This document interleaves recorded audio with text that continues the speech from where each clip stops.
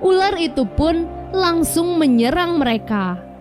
Karena hal itulah, Raja Kunang-Kunang yang dibawa oleh Goldtooth akhirnya terjatuh. Hal itu akhirnya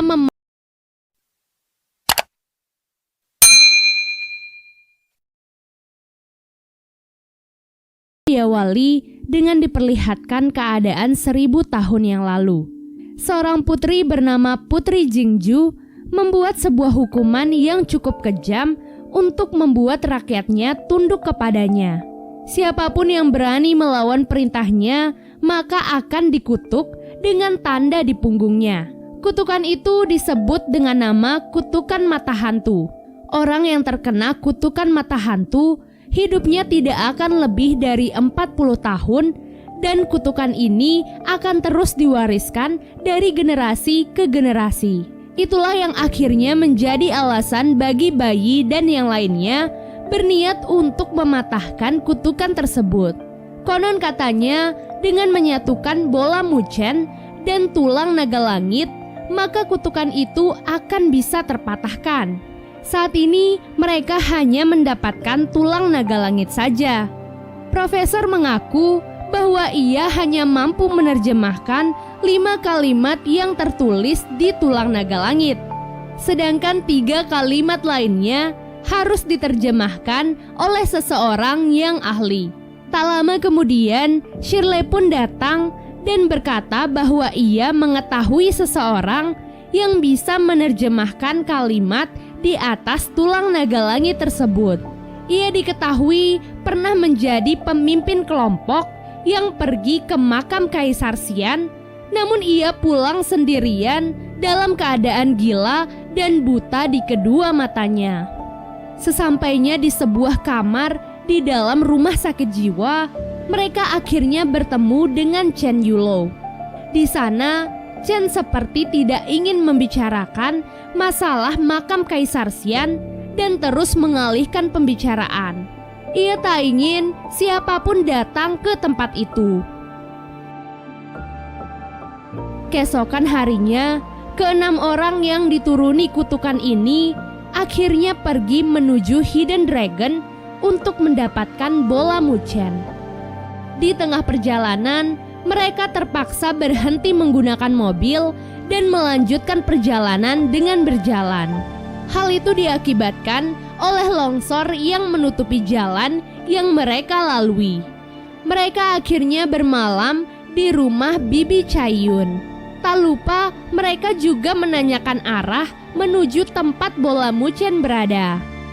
Bibi Caiyun pun memberitahu mereka bahwa anaknya yang akan mengantarkan mereka sampai ke depan pintu masuk.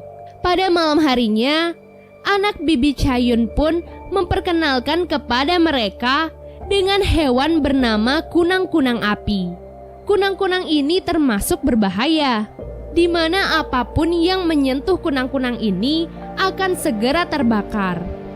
Anak Bibi Caiyun pun menunjukkan raja kunang-kunang yang ia miliki, di mana ribuan kunang-kunang akan terus mengikuti kemanapun rajanya dibawa. Keesokan harinya, mereka mulai perjalanan menuju tempat bola muchen. Setelah beberapa lama, mereka pun sampai di depan pintu gua. Mereka mulai dengan menaiki 2 buah kapal bambu. Di atas bambu itu, Fatty menunjukkan kepada Linglong bahwa ia telah membawa raja kunang-kunang milik anak Bibi Caiyun. Di awal perjalanan itu, mereka dihadang oleh segerombolan ikan pemakan daging bernama ikan viper. Karena Fatty sedikit terluka akibat ikan tersebut, maka darah milik Fatty akhirnya membuat segerombolan ikan viper menjadi semakin ganas untuk menyerang mereka. Semua anggota pun akhirnya bersiap dengan senjata mereka masing-masing.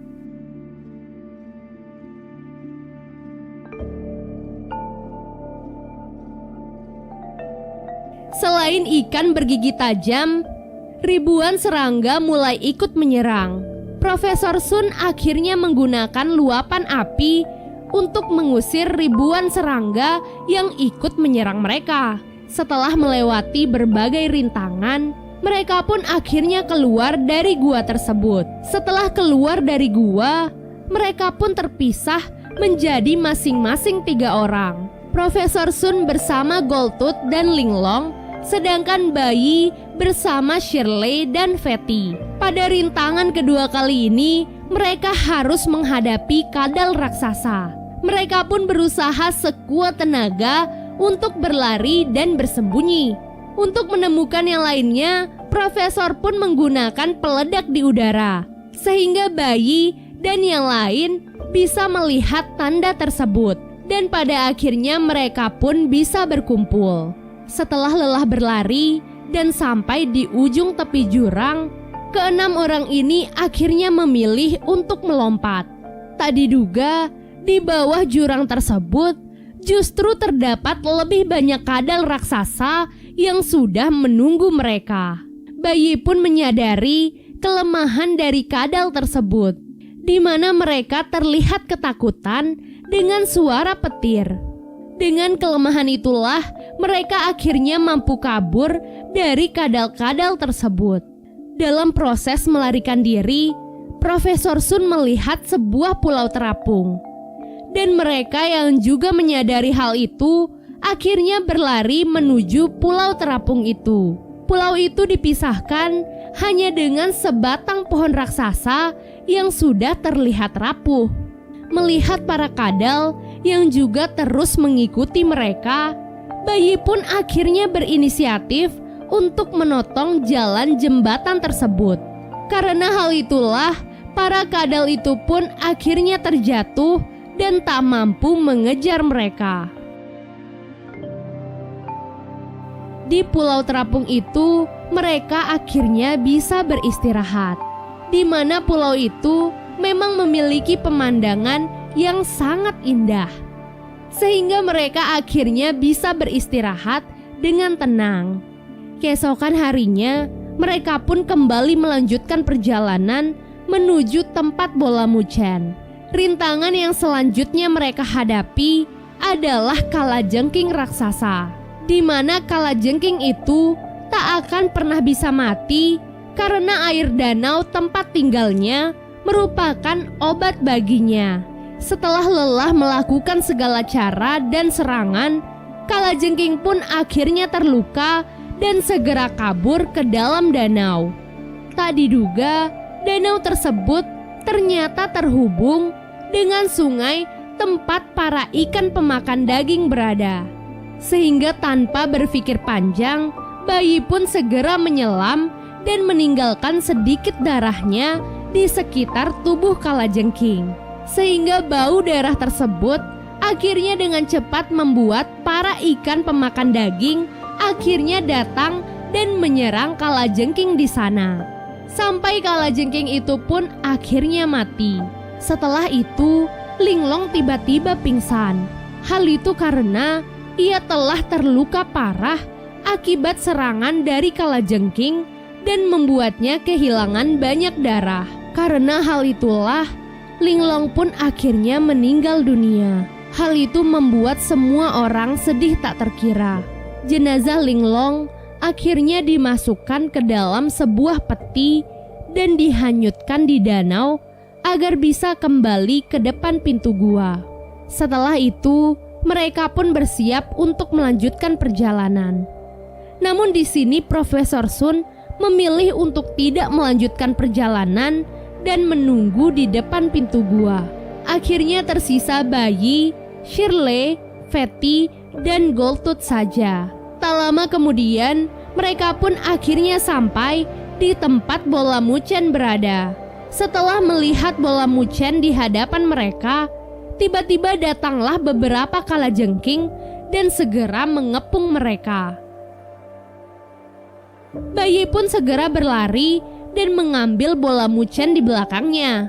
Hal itu menyebabkan bunyi lonceng yang cukup kuat, sehingga para kalajengking akhirnya kabur dari tempat itu. Namun, bunyi itu ternyata merupakan pertanda dari kedatangan ular raksasa penjaga bola muchen. Ular itu pun langsung menyerang mereka. Karena hal itulah Raja Kunang-Kunang yang dibawa oleh Goldtooth akhirnya terjatuh.